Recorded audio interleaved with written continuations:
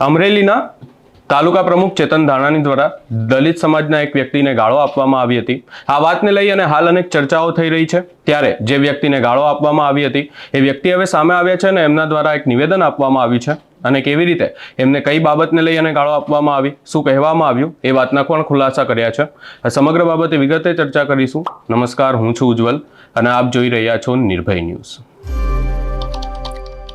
હાલ અમરેલીના ભાજપના તાલુકા પ્રમુખનો એક ઓડિયો વાયરલ થઈ રહ્યો છે, જેની અંદર તેઓ દલિત સમાજના એક વ્યક્તિને ગાળો આપતા જોવા મળે છે. આ વાતને લઈ અને હાલ અનેક ચર્ચાઓ થઈ રહી છે. ત્યારે ક્યાંક ને ક્યાંક હવે એ દલિત સમાજના વ્યક્તિ સામે આવ્યા છે અને તેમના દ્વારા આક્ષેપો કરવામાં આવ્યા છે અને કહેવામાં આવ્યું છે કે તેઓ આમ આદમી પાર્ટીની સભામાં ગયા હતા. આપણને ખબર છે કે સુરેન્દ્રનગરમાં આમ આદમી પાર્ટીની એક મહાપંચાયત યોજાઈ હતી. એ મહાપંચાયતમાં તેઓ ભાગ લેવા ગયા હતા અને ત્યારબાદ તેઓ પરત ફરી રહ્યા હતા ત્યારે એમને ફોન આવ્યો હતો અને ત્યારબાદ ચેતન ધાનાણી દ્વારા એવું કહેવામાં આવ્યું હતું કે તમે કેટલા લોકો ત્યાં ગયા છો. એ તમામ લોકોની માહિતી માંગવામાં આવી હતી અને ત્યારબાદ તેમના ઘર તોડવાની પણ ધમકી આપવામાં આવી. વધુમાં આ સમગ્ર બાબતને લઈ અને વ્યક્તિ દ્વારા શું કહેવામાં આવ્યું, જેમને ચેતન ધાનાણી દ્વારા ધમકી આપવામાં આવી હતી, એમણે શું કહ્યું એ સાંભળી લઈએ. હા જિગ્નેશભાઈ, હું તમારી સાથે કાલે અહીંયા બન્યો આપણે જે બન્યો ને અમે બસમાં હતા, મીટિંગમાં ગયા હતા. હા, કઈ મીટિંગમાં? આમ આદમી પાર્ટી. હા, ક્યાં ગામ? કેજરીવાલ ની ગામનું નામ ચોટીલા બાજુ. હા, પછી એમાં એને ફોન કર્યા. ત્યાંથી મીટિંગ માં આવ્યા પછી? હા, વળતા. હા, તમે કેટલે પૂજ્યા છો કે તમારા કોણ કોણ છો કે નામ દે ને કે બધે મારવા.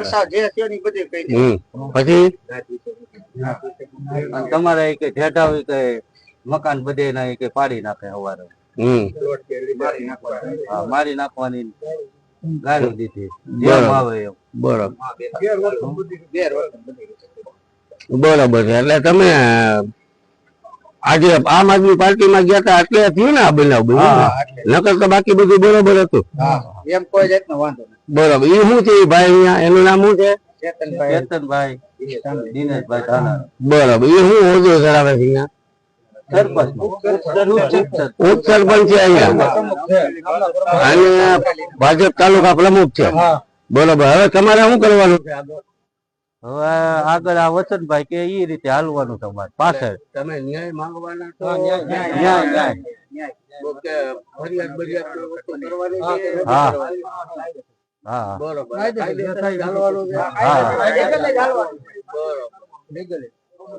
એટલે કદાચ તમને કોઈ કઈ સમજાવે કારવે તો નહીં વસંતભાઈ કે એવું.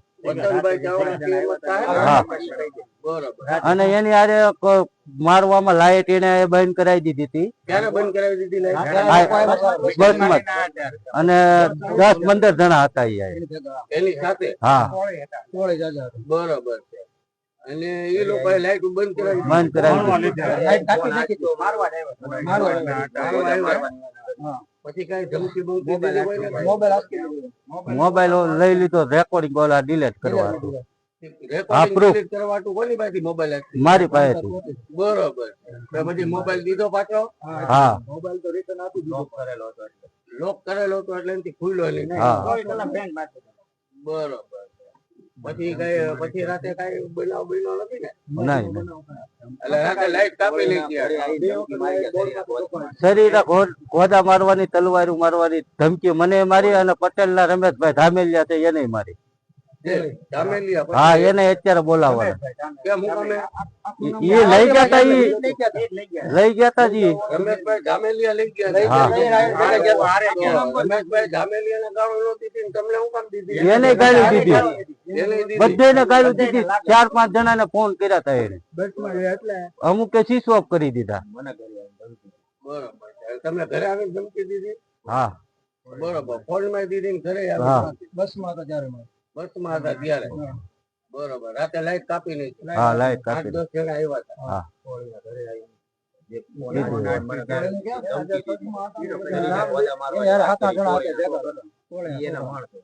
એના માણસો છે આવડા જે કોળી ના છે ને 7-8 એનો સભ્ય એક પ્રતાપ છે, એ હોતે હતો. એને મોબાઈલ આંચકી લીધો અને હા સરપંચ નો સભ્ય અને એ મારવા આવવામાં ઈ હતો મોર પ્રતાપભાઈ બાબુભાઈ મોરવાડી.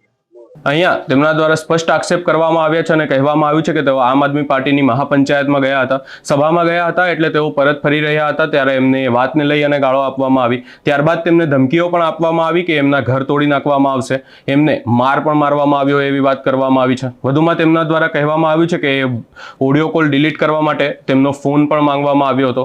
5 થી 6 વ્યક્તિઓ તેમના ઘરે ગયા હતા અને તેમને ધમકી પણ આપી હતી. એવા અનેક નિવેદનો સામે આવ્યા છે. ત્યારે આ વાતે જ્યારે ચર્ચાનો વેગ પકડ્યો છે ને હવે એમનું નિવેદન સામે આવ્યું છે અને અનેક ખુલાસાઓ પણ થયા છે, ત્યારે અહીંયા એક સવાલ ઉભો કરવામાં આવ્યો છે. આમ આદમી પાર્ટી દ્વારા એક સવાલ ઉભો કરવામાં આવે છે કે શું આ નેતાની સામે FIR થઈ છે, શું હવે તેમની સામે કાર્યવાહી થશે, શું તેમનું પણ દરેક વ્યક્તિનું, દરેક આરોપીઓનું જેમ સરઘસ કાઢવામાં આવે છે એમ સરઘસ કાઢવામાં આવશે. અને આ વાતને લઈને પણ હાલ અનેક ચર્ચાઓએ વેગ પકડ્યો છે કે શું હવે આ ભાજપ નેતા સામે FIR થશે અને એમનું સરઘસ નીકળશે. આ સમગ્ર બાબતે આપનું શું અભિપ્રાય છે એ અમને કમેન્ટ કરી જરૂર જણાવશો. અમારી ચેનલ નિર્ભય ન્યૂઝને લાઇક, શેર, સબસ્ક્રાઇબ કરવાનું ભૂલશો નહીં.